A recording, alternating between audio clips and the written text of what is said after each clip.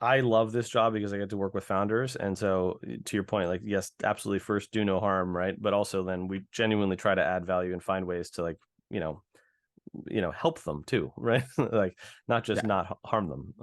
Yeah. If you were to make a matrix of the resources behind M12, it requires a lot of management fee to power that many people and existing relationships.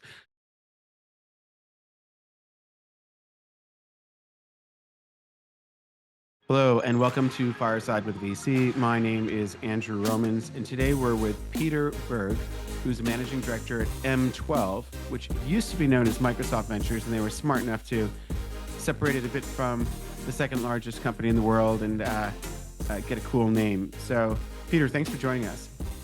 Thank you so much for having me. It's a pleasure to be here. Cool. So Peter's got a double degree from Stanford University, two-time founder, 6 years with Visa Ventures, which I'd love to get into if we have a little bit of time and even compare your experience there with M12. And he leads vertical SaaS for the M12 fund. So definitely in the fast lane, based in Silicon Valley. So let's start with Microsoft. The market cap this morning was 2.776.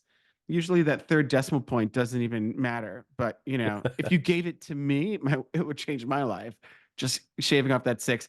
Apple is only 3 trillion. And so you're actually not that far behind. Things could actually throw you up to one, but it doesn't really matter if you're one or two in that sense. Also, I have a curious question. When Steve Jobs came back to Apple, he had a deal with Bill Gates, where Bill Gates invested like 400 million or something and bought a substantial slug of the company. Do Yep. you know what percentage of Apple is owned by Microsoft these days? I have no idea. No, Yeah. but you're right. I mean, there was a rather famous kind of investment from Microsoft into Apple. I think it allowed Apple to continue to exist at the time. Yeah. Um, you know, Yeah. It's pretty interesting. So they've done pretty well since then, though, I think, yeah, on it their own. sounds like it. It sounds like it.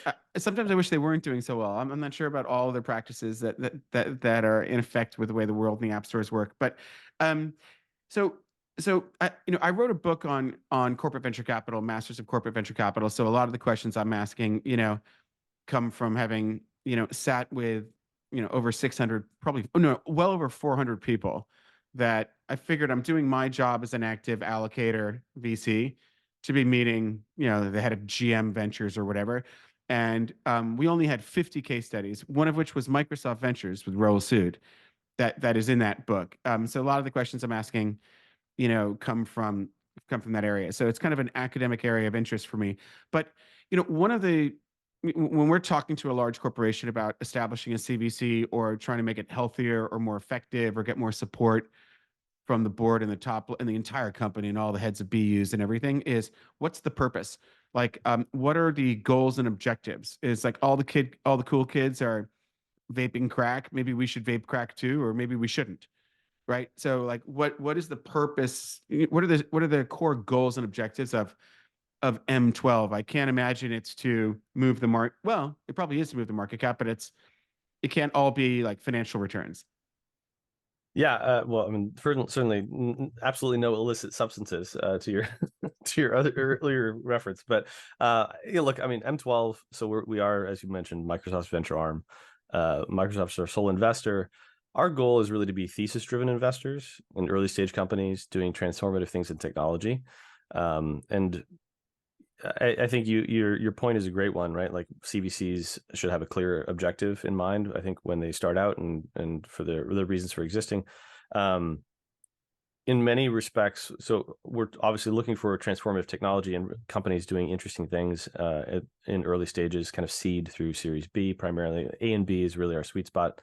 And we are evaluated on both financial returns as well as strategic impact. And so financial returns, I think, aligns incentives. I think it's important to have that there, so you're not just making strategic bets or bets that are unmoored from kind of the financial viability of a given company. So we're first and foremost looking for good standalone businesses that are venture scale businesses. And then we're also looking for ways to drive strategic impact. And that can take a variety of different forms. it typically is aligned to whatever is also in the best interest of the portfolio company and the interests of Microsoft. And so we try to create essentially a bridge between the portfolio companies and the broader Microsoft ecosystem. That could be Microsoft as a customer, as a partner. It could be go-to-market help, sales acceleration, co-sell, so even product integrations or partnerships. So it takes a variety of different forms. But we don't require you as a precondition of investment to have a relationship with Microsoft, to be built on our tech stack, or to do anything with us. That said, we look very hard and work very hard to find ways to connect the dots between the portfolio companies we invest in and the broader Microsoft ecosystem, which may not surprise you to learn is a large part of the reason why they want to talk to us in the first place. So Sure. I mean, Microsoft literally sells into everything, right? I was once in a government building in Vienna, Austria, and it was empty because it was like 4:59. Everyone had left. And I saw like 150 screens. It was like some like movie out of Brazil. And they all yeah. said like Microsoft Windows. And I was like, man, they've sold everybody everywhere, big corporates, small corporates, individuals. So if you've got a startup and you want to sell to any one of these enterprise, government, consumer segments, Microsoft could be an insane channel if you could harness it. I can imagine it's pretty difficult when you're the Stanford, Silicon Valley, two-time startup guy saying, let's go up to Redmond and get these guys jumping up and down to start promoting my latest Series A stage investment.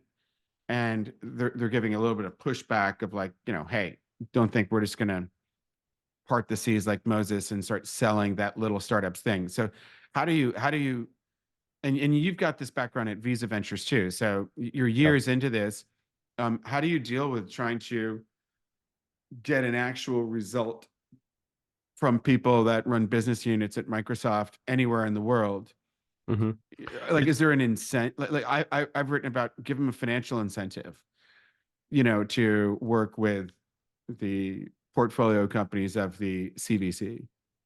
Yeah, so we do measure again like the connectivity and the strategic impact, and very large percentage of the vast majority of our portfolio companies, I think well north of 60, maybe even closer to 80% of companies have some sort of an engagement with Microsoft, right? Some sort of Okay, meaningful relationship. That about being said, 80%. it's I think it's I don't know what it is currently, but it's well north of 50, and it's like somewhere between 60 and 80%, I think, have an engagement. And again, as I was saying before, it takes different forms, right? I think this is an important point. We don't force companies to do anything unnatural or something that would not be in their own best interest, right? When you're a startup, you have you typically fighting to continue to exist, right? To find the business model that's going to work, to be able to scale and like grow market share, right? So you're fighting an uphill battle already. We don't want to make them do anything that wouldn't already be in the best interest of their business or additive. However, we do look for ways to to do the 1 + 1 = 3. To your earlier question of like how do we do that, like it's a team effort, but we do work quite hard at building relationships within Microsoft across different domains with internal stakeholders on the product side, business side, engineering, you name it. And M12 is very fortunate to have a team of folks in portfolio development, which does exactly what the name implies, which is help connect the dots between our portfolio companies and the Microsoft first party, as well as the broader ecosystem, to help drive value for our portfolio companies, right? So That, that's yeah, that's it's a big smart. way we do it. I remember Salesforce Ventures was one of the first that I saw really doing that well. So a couple of quick questions. You're a managing partner. How many managing partners globally are there, and like where in the world is M12? There are currently two. So my colleague and I kind of split the investment team. The investment team is primarily we're thesis driven. So my colleague looks after cybersecurity, DevOps, and cloud infrastructure. My world is focused around B2B SaaS, AI, and to a certain extent gaming. And within B2B SaaS, kind of prioritizing retail and commerce, financial services, supply chain manufacturing. We'll selectively do some healthcare. I don't have a dedicated healthcare investor on the team currently, but we have in the past. And then so that's kind of how we divide up the world, and those are like the thesis areas in which we proactively look for investment. Is And the other then MD in Redmond? No, we're both actually the majority of our investing team is actually in the Bay Area, in the SF Bay Area. So we're kind of spread out. Our headquarters for us is in San Francisco, so very closely linked to Silicon Valley. We do invest globally, and we have most of our operations team is actually in Redmond, which also makes sense because they're physically co-located with a lot of the stakeholders that we want to engage across Microsoft. Obviously, Microsoft's a global organization. And so we do look at deals globally as well. And we work with our colleagues in BD and product and engineering all around the world. And you already talked about stage. So Mhm. some seed, but core focus is Series A, Series B. That's correct. Yes. Okay. And when do you want startups to approach you? When they have, Anytime. I mean, I would say the most. So I like to get to know startups early on. I like to get to know entrepreneurs, what they're building. So we are happy to engage at the pre-seed or seed stage. And we do make seed investments. We've made a number this year. We also have a separate vehicle in partnership with GitHub where we've earmarked funds for like seed stage open source companies that we will invest in directly. So M12, it's our process, our funds, so to speak, but we do in partnership with GitHub. So we'll do seed stage investing, although A and B is really where we're able to add the most value we've found historically. And so yeah, that's which, where we tend to focus, but we which, can, by the way, yeah. I think that's true. I mean, like on the one end, you could say if you're trying to run a CVC, corporate venture capital Mhm. fund or business unit for intelligence to be a beneficiary, not a victim of technological change, that Yep. investing in Series C, of like the 90s yesteryear, that the world has already got the memo about this Skype thing. You investing in it's not going to give you a lead on anything. And by the way, Microsoft always wanted to buy Skype. I heard it from like the very, very, very early days. But You probably have better but info than but I do on that one.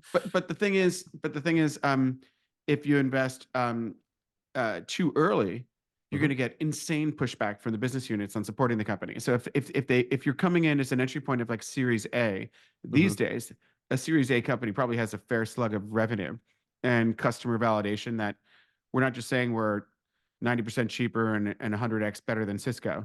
It's Yeah. actually proven with a customer, right? So Yeah. then you can take So that to the BUs, business units, and then it just seems to kind of work a little better.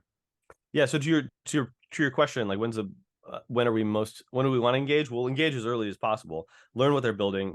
Develop a relationship. I like to get to know a founder or the founding team. Like really understand the business. Like maybe watch them like track their progress as they continue to build momentum until a stage where we are able to add the most value. And so to your point around like traction and like customer fit, like where we could really can like be a massive like force multiplier is if you have some form of product market fit, you have some traction, you know who your customer is, to whom you're selling, right? Like what does that sale look like?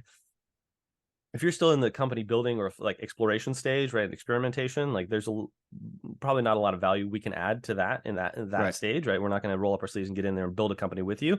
But if you understand what's working and you have something that's product market fit or an ICP, an ideal customer profile that you're targeting, we can really be a tailwind, right, to help accelerate that. And so that's why typically that happens at the Series A, Series B stage, and then we can, really add, I guess, be a massive like, accelerator. And and would you invest in a growth round of your existing portfolio, or you let these other kind of billion-dollar funds try to 2x by writing $50 million checks? Yeah, so I mean, we don't really do growth investing. Yeah, So we'll do follow-ons. yeah. We It's underwrite follow-ons the same way that um, we we underwrite follow-ons in the same way we do an initial deal, right? So if you think about like investment, it's like um, sorry, I'm having some audio issues, but we underwrite follow-ons the same way we do with an original investment, right? So we will do mhm. follow-ons selectively, but we don't really do growth stuff. We also try to limit our check sizes to kind of the mid to high single-digit millions on average. We can go up or down from there, but that's typically where we tend to engage. Okay. And so two managing directors, both in SF Bay area. How many? How big is your team? How many investment professionals have you got uh, dedicated to M12 right now? But the team globally is about 30 people, roughly, plus or minus. On the investing side is a little less than half of that. So about 12 investors right now. Um, and then the balance of the folks are in operations, marketing, back office, finance, etc. So So that's currently Okay. what the team looks like. Let's talk about the IC, the investment committee. So two MDs. How do you are there, sometimes you see the CFO, the head of R&D, which is usually a disaster. How does your investment committee work? So we have two managing partners, but we have a number of investing partners, right? So the investing partners get a vote on deals, and so we have our own investment committee, and we have our own governance process. So we're very fortunate in that regard. I know a lot of different CVCs do this differently. Many have executives on the IC. We have our own investment committee. We roll up under a group called Business Development Strategy and Ventures. We're the ventures piece of that, but we're able to do our own deals. There are different signing authorities, obviously, for different check sizes, but that's essentially how IC runs. So we're actually able to make our own investment decisions. So the two MDs and people that report to you are making Hmm. these decisions. That's right. Okay. So Yeah, there's all the nobody investing like, the investment okay, partners. Hmm. okay, that sounds far more functional than many dysfunctional CVCs that I've had the experience of working with or learning about. And so are you guys on the balance sheet? Are you investing off of the balance sheet of Microsoft? Yes, it's all balance sheet investments. So we get an annual kind of allocation earmarked, and that's both for new investments, follow-ons, etc. And then we deploy against that allocation annually. Okay, so when you think about portfolio construction, you're almost thinking this on a annual basis with the hope that next year's budget is the same or greater. Yeah, I mean, it's been fairly consistent in terms of earmarking. With how much we deploy has changed from year to year. We try to be good stewards of capital, and so in the like when things got a little crazy, we've been I think pretty conservative and pretty responsible from what I've seen in our capital deployment. So it does ebb and flow with kind of the macro conditions and what's going on in the market. The allocation or the earmark has been relatively consistent over the years.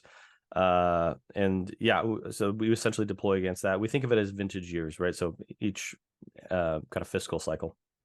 Okay, and do you disclose what the annual amount of capital is? We No, don't, that's probably but too quiet. Yeah, yeah, no, that's fine. It's fine. It's fine. yeah, It's fine. it's I, fine. I Yeah. know.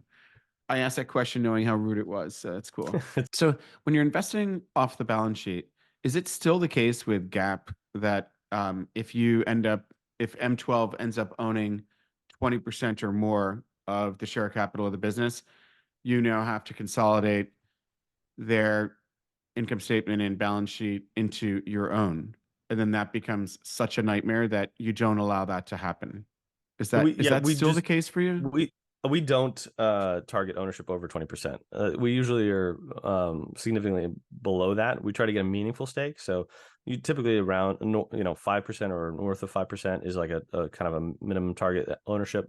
But yeah, we try to stay well south of 20%. I mean, you really like are highly motivated to never get to 20%, right? I mean, I look, I'm not an accounting expert and I Right. won't pretend to be. But yeah, I mean, we're not trying to take controlling interest in these companies, right? Like that's not the goal here. Yeah. So Well, between you and me, I think that M12 should get off the balance sheet.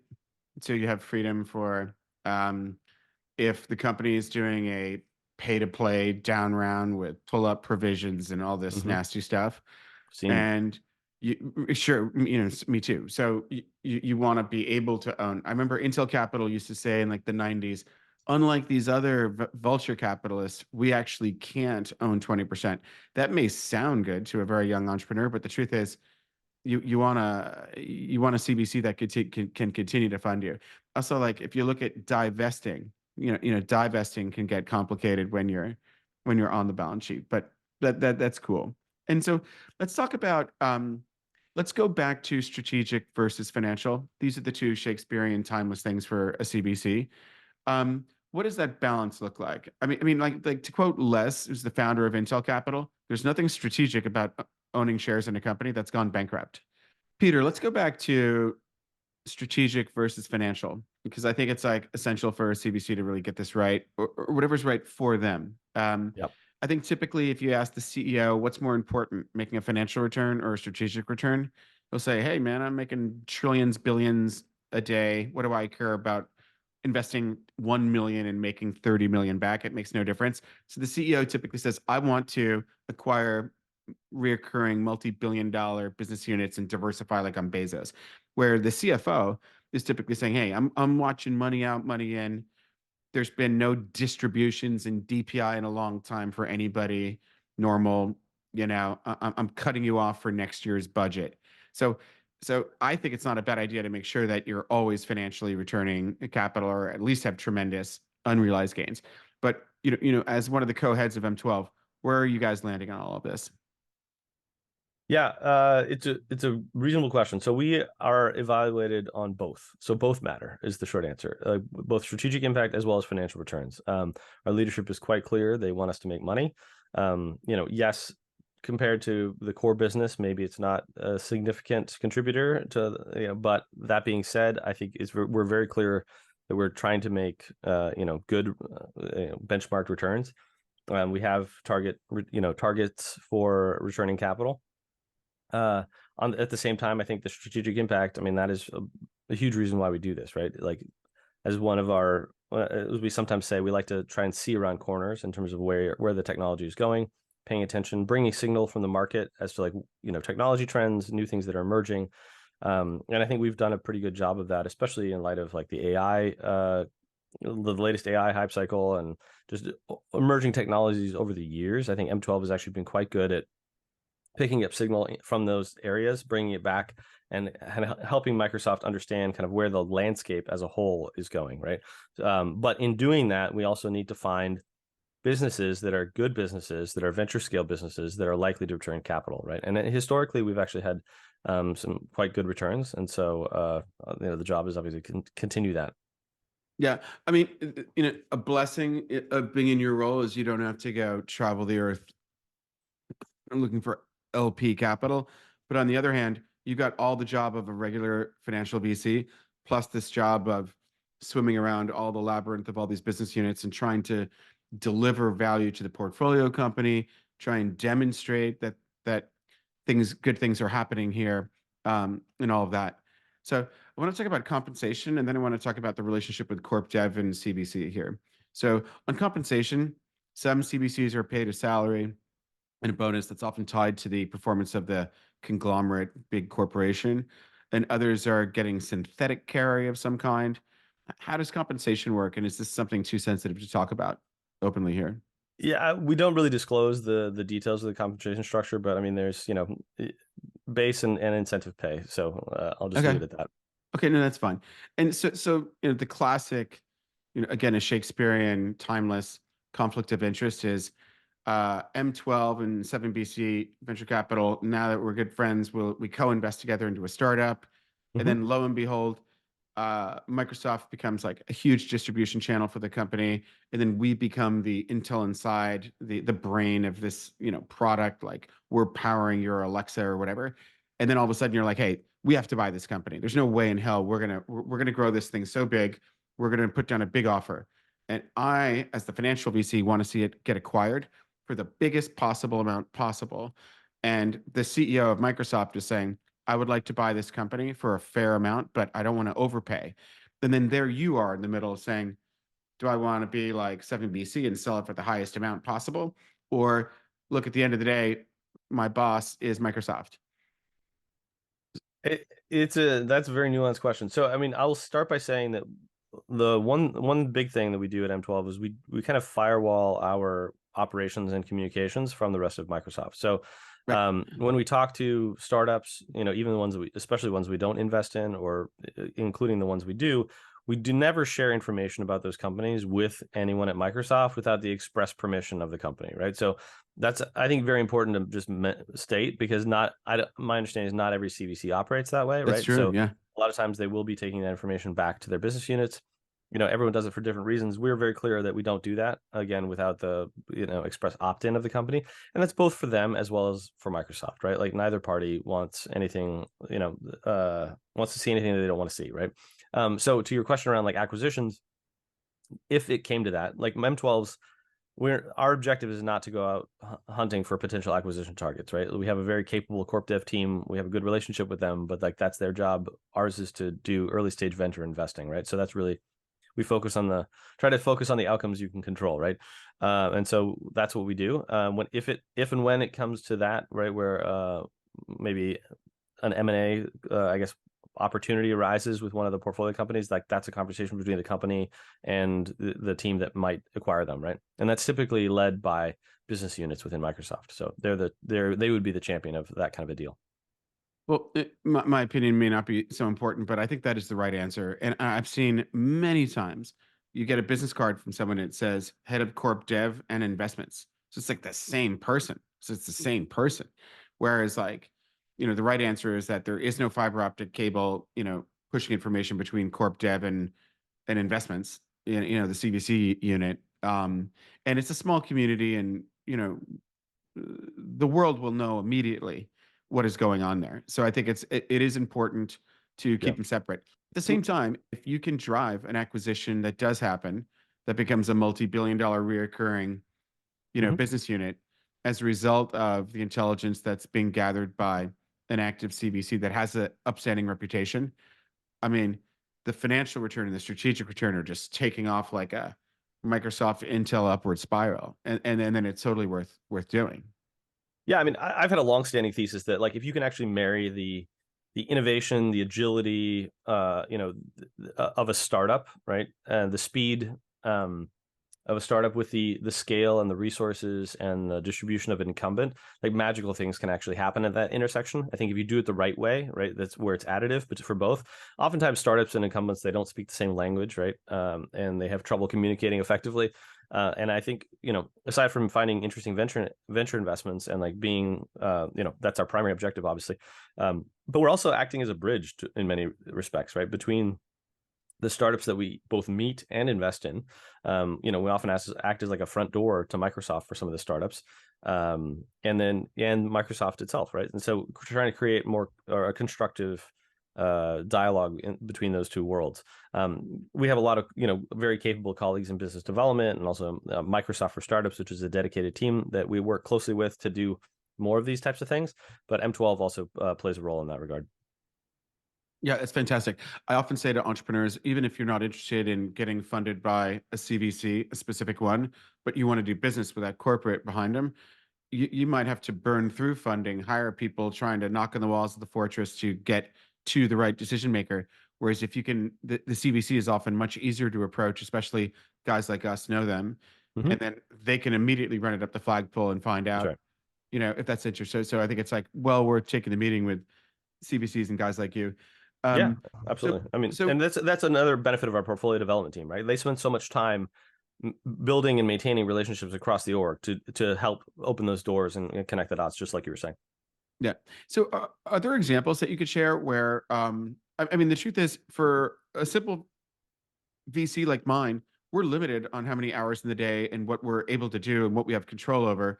We try to bridge, using your thinking and terminology, we try to be the bridge between the startup and our LPs who often own, $1.6 billion company that's like in this part of the world, another one in that part of the world. So we're trying to add value by connecting the startup to our LPs. And Mm-hmm. they're somewhat in this for both financial and strategic. With Microsoft, it's not an easy task. So are there examples? I kind of want to get into some of the uniqueness of M12. Since it's not every day we've got the second biggest company, which is probably going to be the biggest company in the world very soon. What are some unique stories of M12 tag teaming with the greater Microsoft to have, a rocket launch for a startup? Yeah, it's a great question. I think it's actually a magical time right now for CVC, and like it's a great time because you see the macro climate, like it's really tough for a lot of startups to get traction. I mean, the economy is really quite challenging, and so if you can work constructively with a company like Microsoft or a CVC like M12, I think we can be a real boon to those companies. So like some examples. I mean, we actually recently announced a partnership between InWorld and Xbox. So InWorld is a M12 company. We invested in them a while ago. They're sort of AI-driven brains for non-playing characters in games. So Mm. you can think of this as enabling new forms of gameplay, new experience for gamers within games, right? So if you're interacting with these NPCs in a game, they can dynamically change the dialogue and the way it can be context aware for the responses to and with the gamers. And so it's almost like an infinite choose your own adventure in a game, right? Could be enabled through this. And so we announced a deep product, a multi-year kind of co-development partnership with Xbox that took a lot of work behind the scenes between M12, our portfolio development team, obviously the Xbox team, and it was culminated in a really productive partnership that we just announced. And there are other examples along the way as well. I mean, Typeface, a more recent investment that we did this year, they are a generative AI company. They are helping enterprises use generative AI to generate content, like marketing content and collateral, in a way that is in keeping with the sort of your company voice, brand, sort of style, etc. And so that's another, that obviously, given our enterprise focus and a lot of our B2B focus at Microsoft, like that's a way to use AI in constructive ways, or ways that businesses are comfortable with, that is additive to their goals, right? So those, they've been featured on some of our developer events, and we've put them on stage with Scott Guthrie on a keynote. So I mean, these are other ways that we can kind of amplify and help accelerate outcomes for our portfolio companies. Look, the truth is that is so exciting. We should have a quarterly meeting with someone on your team to go through all of our portfolio companies, Yeah, and because I have like a whole lot of ideas spinning on. love it. The Microsoft empire is so big. I mean, trust me, I'm on my third Xbox for my 15-year-old twins. They spent quite a bit of time in the. But I remember walking into the Redmond building. It says this is the building that Xbox was created in. I was like showing that to my kids. But it's a That's huge awesome. empire to be tapped into. So let's talk about pull back from M12 itself and Hmm. more of Peter Berg, the venture capitalist. Where do you Oh. see? So where do you see the market right now? We've been. I mean, there's sort of there was kind of the lead up to spring of 2021 where Hmm. seed companies with no revenue are raising money at 125 million pre, and the math just basically doesn't work if you Yep. assume you're going to exit 5 years plus later when the market is returned to normal. Um, we had portfolio companies raising 100 million on 900 without a ton of revenue, and so it's smart to be divesting perhaps then, but hard for everyone to be thinking soberly in the summer of 2021. We had the Putin invasion, March, April of 2020, and then the market's been sobering since. Where do you see the market right now as far as public, private, even crypto, right now? And it's, it's December 14th as we're recording this, 2023. Well, I mean, I'm reading the news just like you and everyone else. I think it's a tough climate. It's a challenging climate, not only for startups, I think also for investors to thoughtfully deploy capital. We're trying to do that certainly at M12. Um, I mean, that's a big question. I don't know I wish I had a crystal ball as Well, to let me like where let the me let me market's give you going, maybe but maybe an easier question. So you read the news just like anybody else, but you also see what is the multiple of today's annual recurring revenue oh, for a sure, yeah, SaaS company, for right? sure. Yeah. And like, let's say the company has $1 million of ARR for very Hmm. simple math, and then the pre-money valuation is a multiple of that. We That's certainly, right. it's one of the things that we never invest without thinking that through thoughtfully. Oh, And for sure. we even state to our LPs, sometimes I'm like, I want to do the deal. And I think to myself, oh God, I'm gonna have to show this multiple and explain why our Yep. inside, we're part of the system information. So you see a lot of things that is not, that Bloomberg doesn't see. Where do you see are things are would the valuation given the ARR today be going down or up right now compared to say 3 months ago, 6 months ago? What are you seeing in the market? What's your sense of that? Yeah, I mean, you're absolutely right. So we spend a lot of time talking about exactly what you're describing, right? Like forward multiples on ARR. Like what's your actual revenue, right? Don't tell me it's just contracted. Is it booked? Is it recognized? Like those are three different things, right?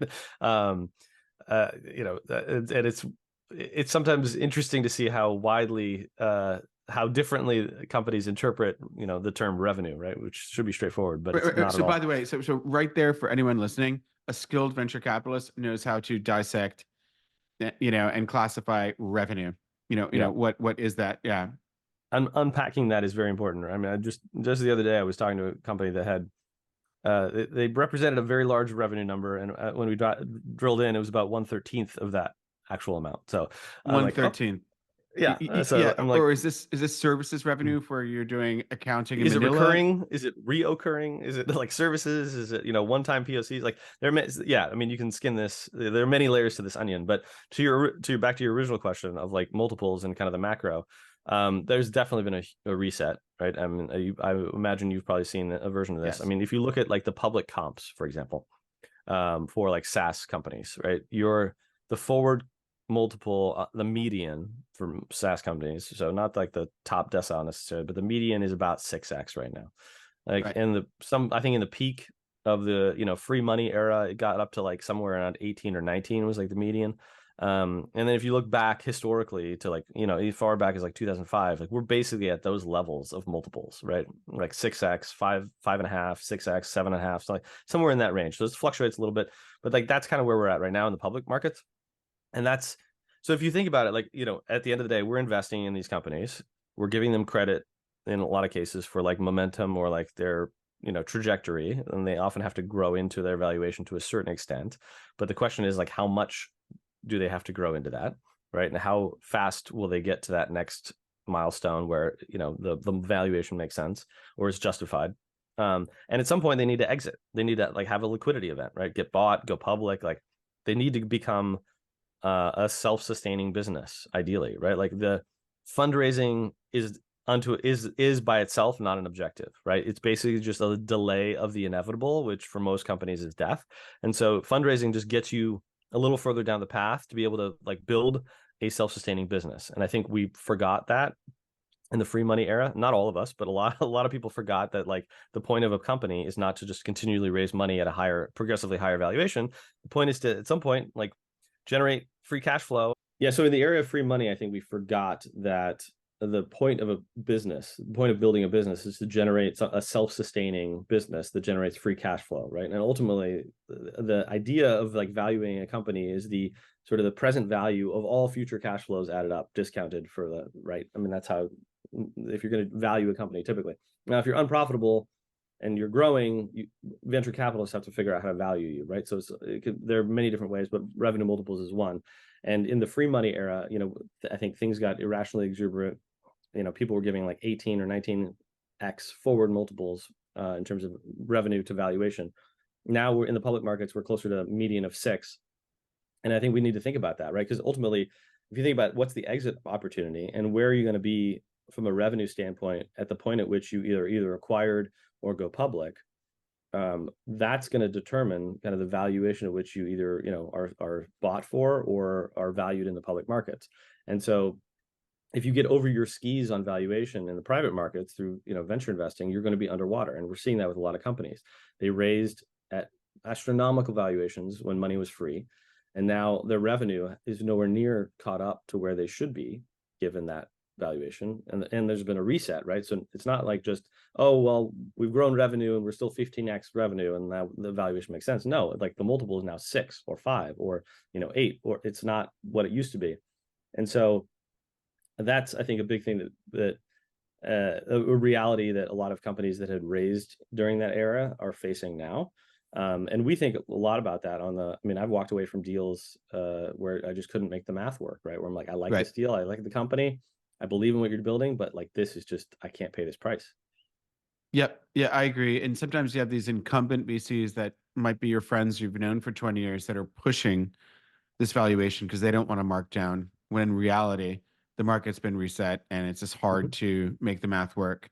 Um, so what do you think? I want to talk about the exit market, but on fundraising, how many months should a CEO who's going into their Series A or Series B or late stage seed expect?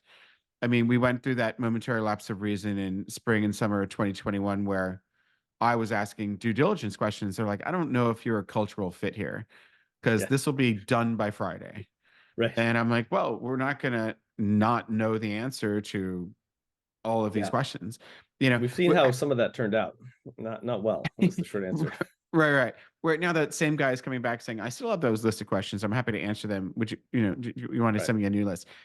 So like, how many months? If someone says I've got 6 months of cash in the bank, and they want to close a funding round, what is your advice to founders that you're investing in to say, how long should we expect on the worst case it'll take for a good company to be raising at a sensible set of terms? That's a really good question. And I think it's hard to answer because it's so highly dependent on the company and their own Right. Tale of two metrics. cities. Yeah, because I've seen companies where they struggle to raise for like a year, right? And just like they talk to everyone and no one's biting.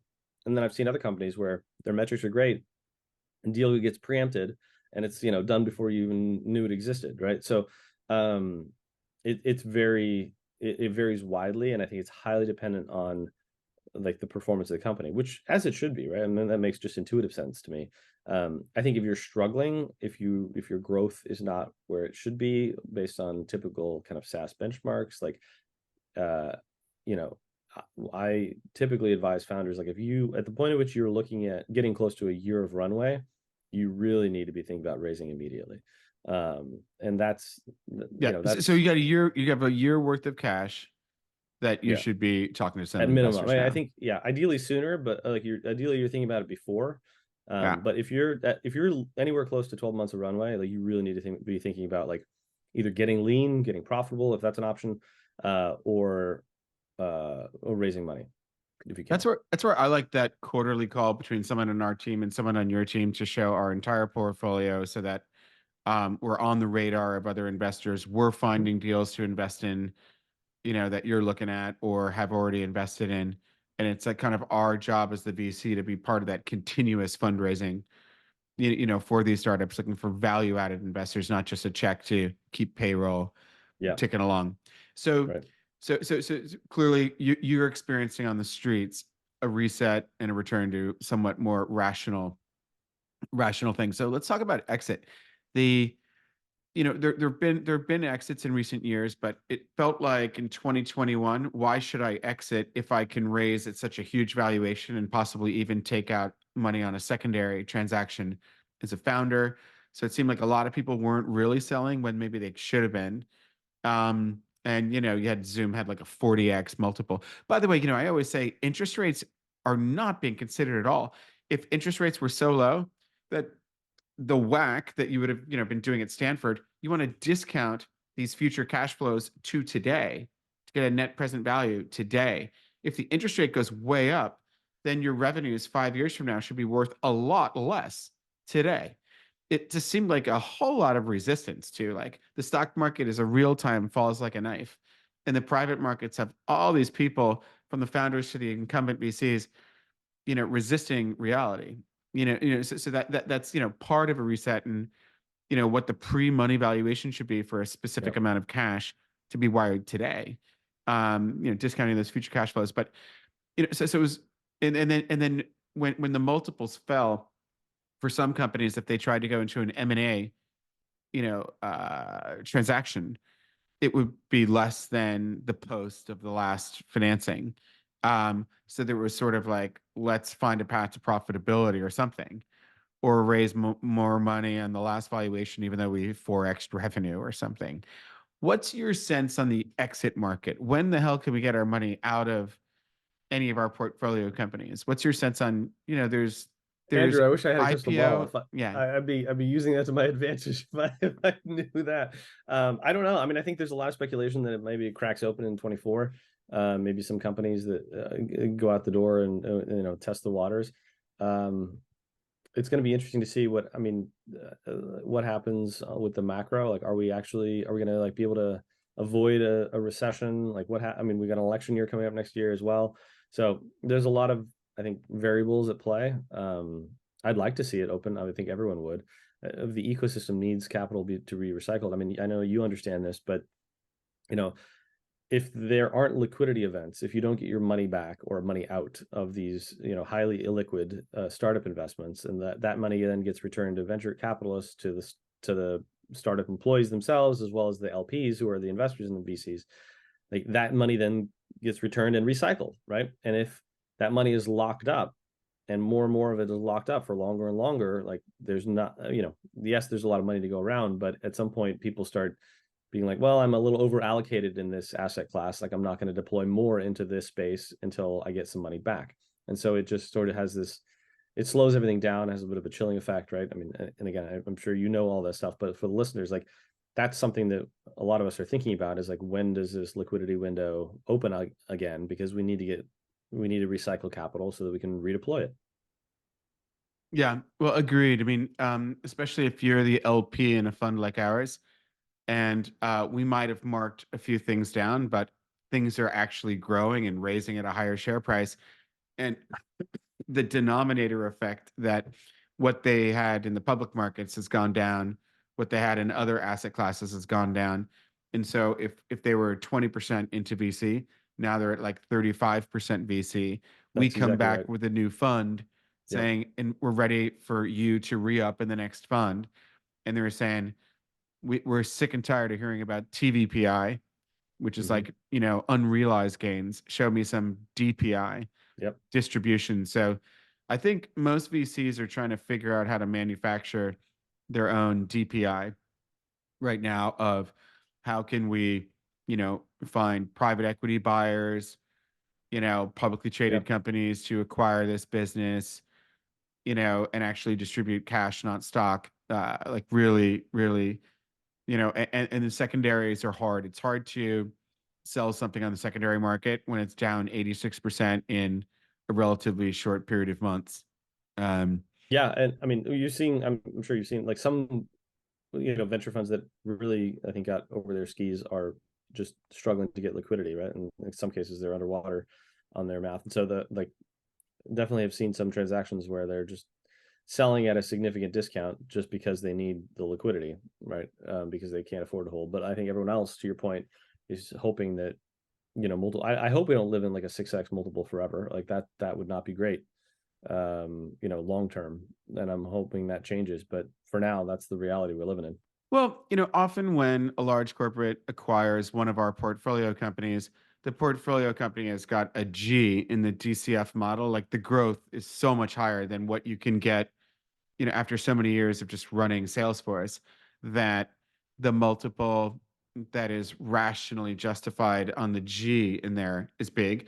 And then that if the large corporate unlikely is failing to innovate everything on their own, they need to get external innovation and bring it internally. And so if this is the AI thing that powers all the other characters in the video game, to be running around in such a different way that it's like filling a hole of technology that is worth something. And then if the simply put, if you have the merged GCF of this is the company standalone as a high growth, profitable, hopefully generating cash flow business, if somebody else buys it and their distribution, their sales team can push that into existing logo customers, then they can justify a real venture return thing. But I think it's positive that we've gotten out of that momentary lapse of reason and due diligence is accepted again. We're able to rationally think about what is the multiple of today's ARR, if we can really qualify the sales pipeline of what do we believe is going to convert from land and expand as well as new logos. And then you could say, well, if we're investing at a 18x multiple now, that'll literally be a 6x within by the end of Q1 next year if some of this stuff even converts. This I can defend myself on, and starting to feel, a bit more rational. Well, so Peter, to close this out, a lot of people know about Microsoft, but give us some. Most people can't even talk about what's unique about their fund. How are they different from everybody else?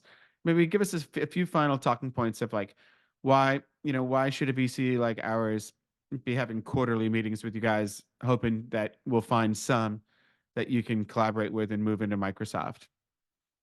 I mean, aside from the fact that we're really nice people and a pleasure to work with, M12 is like, I mean, obviously, with Microsoft as our backer, we do have relationships that can be very advantageous for portfolio companies. We don't require any unnatural acts, which is actually I feel very strongly about. We don't force Yeah. companies to do things that are not in their own best interest or in the best interest of their business, but we do really act as a force multiplier for and with our companies. And so I would say like that is a clear differentiator, right? And I would just counsel any founder who's looking to raise capital to really understand whether it's a financial or a corporate VC, understand why you're taking their money and what it is that they bring to the table for you. M12, I think, has a great value proposition. I mean, we can open a lot of doors within Microsoft. We also have a number of resources we can bring to bear for startups. There's everything from cloud credits, obviously, for like, building on Azure or any of our Microsoft platforms, as well as increasingly access to uh, AI and AI enablement technologies. So, for example, we have a great relationship with OpenAI. We've recently did a portfolio day with them where like about 20 or 30 of our portfolio companies actually went to their office. We're meeting with folks there, learning about their product roadmap, doing some hands-on engineering work. We also have AI co-innovation labs that Microsoft has launched around the globe. And where again, you get direct interaction with our AI and engineering experts, can help you optimize or your deployment or tackle new opportunities or solve problems together, like jointly, kind of hands-on keyboard type stuff. And then we have a whole range of other benefits. We work very closely with Microsoft for Startups. They have a host of different benefits that they provide. Anyone who's listening on the startup side should check out Founders Hub from Microsoft. There's a whole suite of benefits there. And then, obviously, as an M12 portfolio company, we have an entire portfolio development team that is stacked against working with them to ensure success and to open doors and create connectivity into not only Microsoft as a first party, but the broader Microsoft customer and partner ecosystem, right? So you can, that could take the form of like an Azure Marketplace offering where you can be co-sell ready, or product partnership or any number of other things. So actually, the joke with VCs a lot of times is, tell me how I can be helpful. It's like, I can actually genuinely be helpful. I just rattled off a whole bunch of ways in which we add value. And so in that sense, I think we're actually very fortunate. I'm lucky to be part of an organization that can differentiate itself and add, demonstrable value to the companies we work with. Well, if you were to poll 1,000 VC-backed entrepreneurs going back, 10 years after they took the venture capital funding to start with, what's your definition of a good VC? They'd say one that does not destroy value. So just I've seen that too in my operating and investing lifetime. Yes, absolutely. Right. So you've had 2 of your own startups at least. So if all they do is not destroy value, that's great. I've always had a vibe around Microsoft Ventures. I haven't known M12 much lately, but I'm glad to get in touch now that they're very relaxed. Like, hey man, we're Microsoft. We make so much money. I don't have to do unnatural acts to manufacture my DPI and mess your life up. I think I would also say we approach this with a very healthy dose of humility as well, right? I mean, I think I love this job because I get to work with founders, and so to your point, like, yes, absolutely, first do no harm, right? But also then we genuinely try to add value and find ways to, like, help them too, right? Like, not just not harm them. Yeah, if you were to make a matrix of the resources behind M12, it's, it requires a lot of management fee to power that many people and existing relationships. So it's all pretty exciting. Well, Peter, thank you so much for making the time with us. And I hope to see you soon. And we should get onto a track of quarterly calls on sharing deal flow. I would love to tap into all the things M12 can do. That'd be great. Thank you so much for having me. I really appreciate the conversation. Okay. Bye for now.